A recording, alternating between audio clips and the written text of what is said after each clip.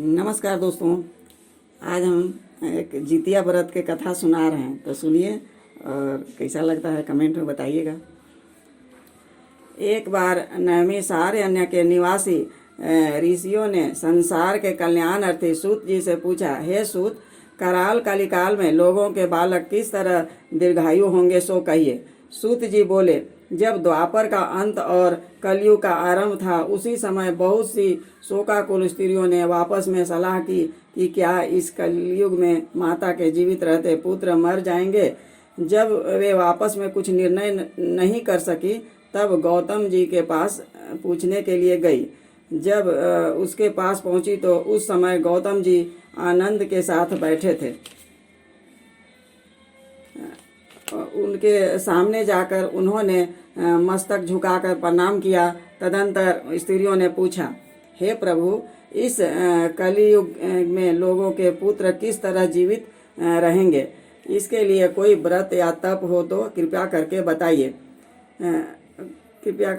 इस तरह उनकी बात सुनकर गौतम जी बोले, आपसे मैं वही बात कहूँगा जो मैंने पहले से सुन रखी है।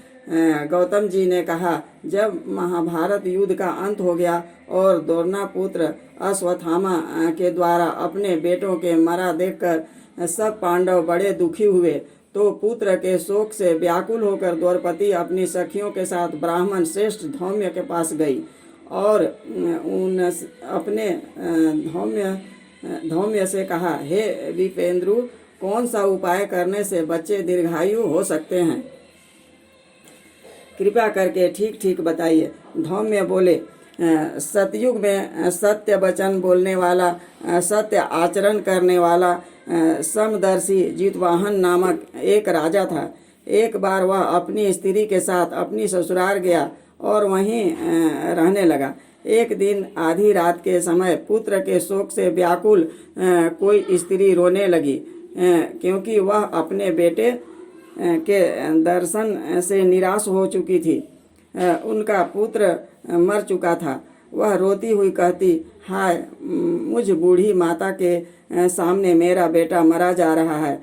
उसका रुदन सुनकर राजा जितवाहन का तो मानो हृदय विदीर्ण हो गया। वह तत्काल उस स्त्री के पास गया और उससे पूछा, तुम्हारा बेटा कैसे मरा?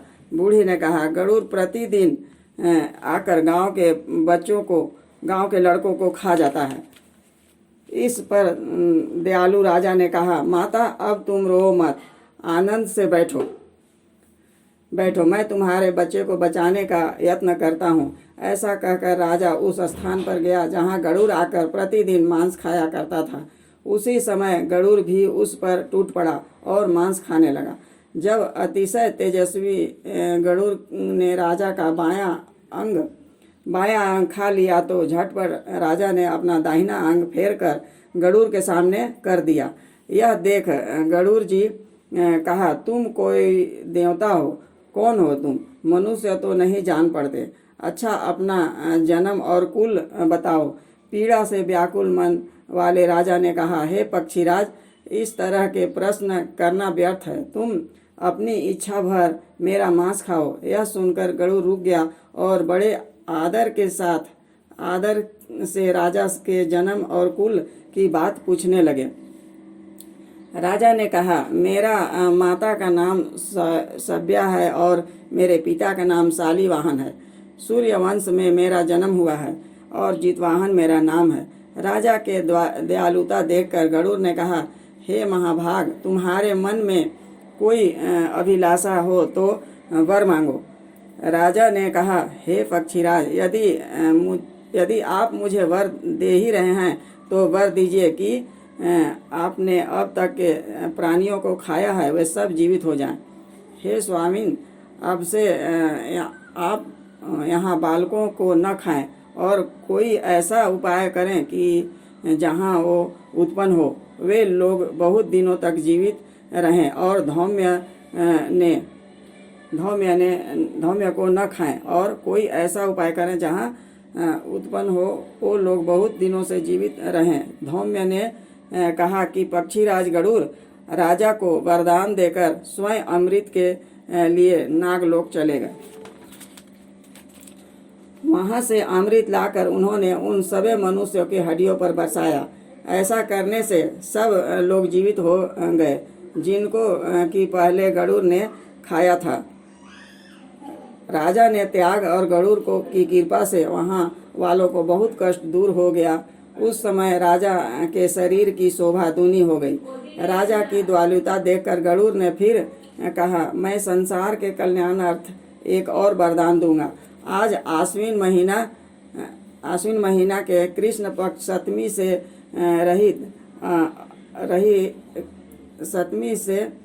रहित शुभ अष्टमी तिथि है। आज ही तुमने यहाँ की प्रजा को जीवन दान दिया है। हे वत्स, अब से यह दिन ब्रह्म भाव हो गया है, जो मूर्ति वेद से विविध नामों से विख्यात है। वहीं त्रैलोक्य से पूजित दुर्गा अमृत प्राप्त करने के अर्थ में जीवित पुत्रिका कहलाई है। अतः इस तिथि को जो स्त्रियां उस जीवित पुत्रिका की और कुश की आकृति बनाकर तुम्हारी पूजा करेंगी तो दिन उनका सौभाग्य बढ़ेगा और वंश की भी बढ़ती होती रहेगी। हे महाभाग, इस विषय में विचार करने की आवश्यकता नहीं है। हे राजन, सप्तमी से रहित और उदय तिथि की अष्टमी को व्रत करें, यानी सप्तमी विघ्न अष्टमी दिन की हो, उस दिन व्रत न कर शुद्ध अष्टमी को व्रत करें और नवमी में पारण करें। यदि इस पर ध्यान न दिया गया तो फल को नष्ट हो ही जाएगा और सौभाग्य भी अवश्य नष्ट हो जाएगा। जितवाहन को इस तरह का वरदान देकर गरुड़ वैकुंठ धाम को चले गए और राजा भी अपनी पत्नी के साथ अपने नगर को वापस चले आए। धौम्य द्रौपदी से कहते हैं, हे देवी, मैंने यह अतिशय दुर्लभ व्रत तुमको बताया है। इस व्रत को करने से बच्चे दीर्घायु होते हैं। हे देवी, तुम भी पूर्वोक्त विधि से यह व्रत और दुर्गा जी का पूजन करो तो तुम्हें अभिलाषित फल प्राप्त होगा। मुनिराज धौम्य की बात सुनकर द्रौपदी ने हृदय में एक प्रकार का कौतूहल उत्पन्न हुआ और पूर्ववासिनी स्त्रियों को बुलाकर उनके साथ यह उत्तम व्रत किया। गौतम ने कहा, यह व्रत और इसके प्रभाव को किसी एक चील ने सुन लिया और अपनी सखी सियारिन को बताया। इसके बाद पीपल वृक्ष की शाखा पर बैठी उस चील ने और उस वृक्ष के खोड़र में बैठकर सियारिन ने भी व्रत किया। फिर वही चीली किसी उत्तम ब्राह्मण के मुख से यह कथा सुन आई और पीपल के खोड़र में बैठी हुई अपनी सखी सियारिन को सुगराया। सियारिन ने आधी कथा सुनी ही थी कि उसे भूख लग गई और वह उसी समय शव से भरे शमशान में पहुंची। वहां उसने इच्छा भर मांस का भोजन किया और चीली बिना कुछ खाए पिए रह गई और सवेरा हो गया। सवेरे वह गौशाला में गई और वहां गौ का दूध पिया। इस तरह नवमी में उसने पारण किया। कुछ दिनों बाद दोनों मर गई और अयोध्या में किसी धनी व्यापारी के घर में जन्मी। संयोग से उन दोनों का जन्म लड़की के रूप में ही हुआ। घर में हुआ उसमें सियारिन ज्येष्ठ और चील छोटी।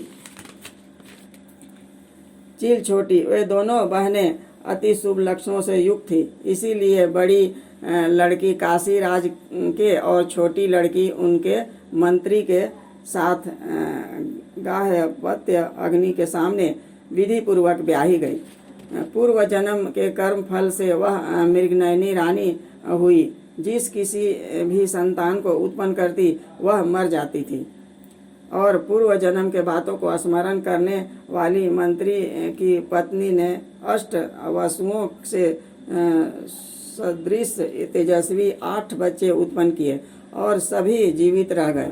अपने बहन के पुत्रों को देखकर ईर्ष्यावश राजपत्नी ने अपनी स्वामी से कहा कि यदि तुम मुझे जीवित रखना चाहते हो तो इस पत्नी के सभी पुत्रों को उसी जगह भेज दो जहाँ मेरे बेटे गए हैं, अर्थात इन्हें मार डालो। यह सुनकर राजा ने उस मंत्री के पुत्रों को मारने के लिए कई प्रकार के उद्योग किए। पर मंत्री पत्नी के जीवित पुत्रिका के पुण्य बल से बचा लिया। एक दिन राजा ने अपने आदमियों से इस पुत्रों का सिर काटकर पिटारी में रखवाया और वह पिटारी उसकी माता मंत्री पत्नी के पास भेज दिया। किंतु वे 8 सिर बेशकीमती जवाहरात हो गए और भले चंगे वे 8 बच्चे 8 लड़के अपनी माता के पास वापस चले गए।